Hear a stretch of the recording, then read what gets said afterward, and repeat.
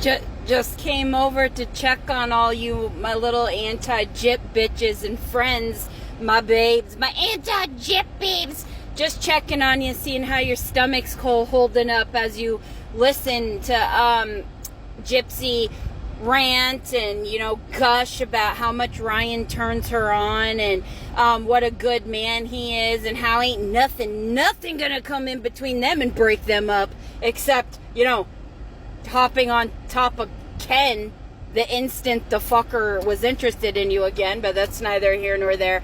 But just more evidence to prove what a disgusting, sackless, coward, and manipulator that Gypsy Rose is, and likes to reframe and rewrite the fucking narrative as soon as she's moved on, okay? Because that's all this shit is. Ryan's the bee's knees. Oh, do you like how here she is? Oh, he does turn me on and stuff like that. To fucking Christy, and what matters is he didn't give up, y'all. I love how now that he badgered her and bombarded her and conned his way into her heart by, you know, being interested in her. But what really turns my stomach is that fucking phone call about that kid thing, because it's all clicking for me. I'm sorry, Ken, any man, Ryan, I'm talking to you. Y'all are weird. Y'all are fucking weird. Like, I don't know what else to say, how else to phrase it. You got those vibes, and they are just a tingling and a tangling coming from, childhood sexual assault survivor, okay? So, it's really uncomfortable how you two are not only making fun of special needs children, and did you hear that little belly laugh that Gypsy had when he said, our little Riri, and she's like a fucking psycho, okay? Because that made her fucking hootin' and a holler, right? But don't worry. Mama Gypsy, you'll still be called Mama Gypsy with someone else's fucking child. Like, that's not fucking weird. But she was mega disappointed because she wouldn't have access to a fucking child. Is that what that's about? Because that was disturbing, okay? There's no other fucking word for that shit besides disturbing. Nothing's gonna break us up for real. Nothing's gonna break us except me hopping on top of another schlong and getting knocked up while married to him. But nothing ain't ever gonna break us up, baby. Love the where she's talking to this random dude and just gushing about how BuzzFeed back in the day, when they were actually like a big deal, about how that article that was hand cherry picked a fucking reporter, and you know, her little narrative thus was fucking born with no legwork, no verification, just Gypsy and her pathological fucking lies and bullshit. And remember that when she's talking about how, oh, she's gonna drive around a Mercedes, or as my grandmother used to call it, a Mercedes, all right? And about how she's going to have a big house and all the money she's going to make. And that's when her little faux celebrity venture was fucking born. That I didn't realize my fame. Okay, and then here she is in an interview when she got out talking about how, oh, all of us hate on her because we made her this.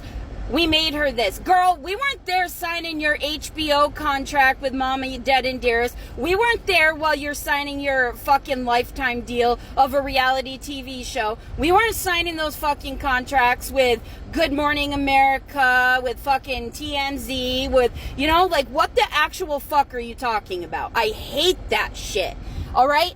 Oh, I didn't want to be a celebrity. You all made me this. Okay? Like you couldn't say no. Exactly. Right. By proxy, as fucking usual. All right? We're not the ones that made resounding pathological fucking lies and made the shit up as you go along. You could literally hear her wheels fucking turning as she's talking to that fucking journalist, all right?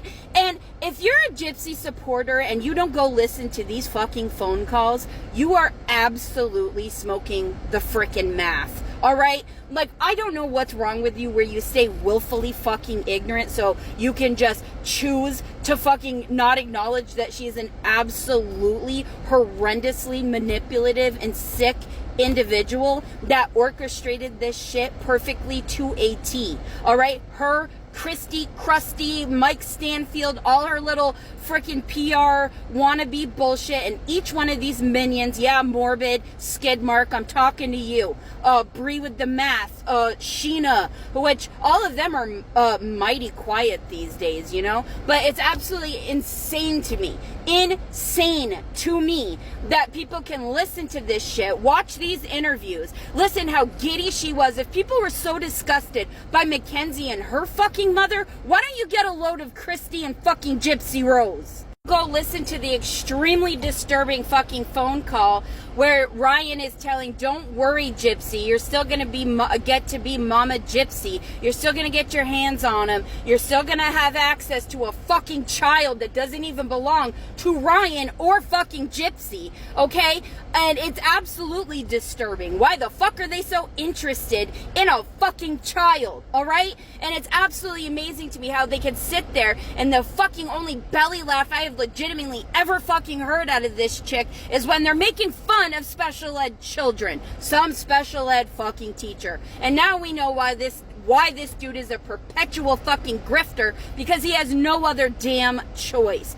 Good luck ever getting hired anywhere ever again, while associating yourself with a woman that dropped you like a hot tamale as soon as she found something better that came along. All right? It absolutely blows my mind how all of these fucks fall all over themselves to protect her, protect the image, keep the grift going as much as humanly possible, and all of these phone calls are just gifts plopped on our damn lap. All right? Because this is who they are when they think no one else will ever hear it, okay? I don't know how they missed the voice, the freaking call or the voice going, their calls are recorded.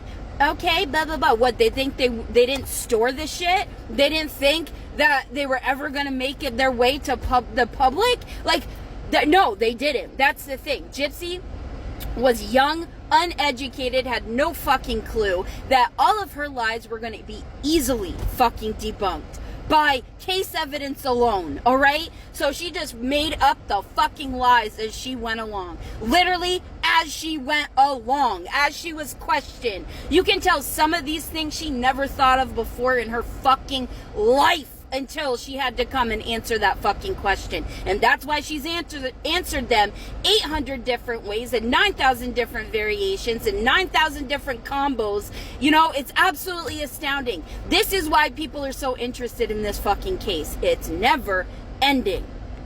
And Ryan really turns me on. I mean, he does. Yeah, he totally does. And what's important is that he passed the test. Because that's all she does is put them after test after fucking test after test after test. The goddamn irony that frickin' Ryan is the only one that could frickin' live up to the par and to the, you know, like, wow, because he's pathetic enough. Like, that's the thing about Ken. I don't think he is pathetic enough to put up with her shit. I don't think he was ever in this. I think he has always lived his own life, done what the hell he's always wanted, and he's on the payroll because it's all about that money and it's all about that grift, about that grift, about that grift. Like, honestly, like, I don't know how people don't see it. Like, Christy is literally coaching the woman. Like, literally coaching her by speaking in, like, innuendo and telling her when to, now, careful, baby, don't you know what I mean? Don't you talk in there. Like, it's like listening to freaking Hank Hill, like, conspire, like, the wild crap. Like, ugh.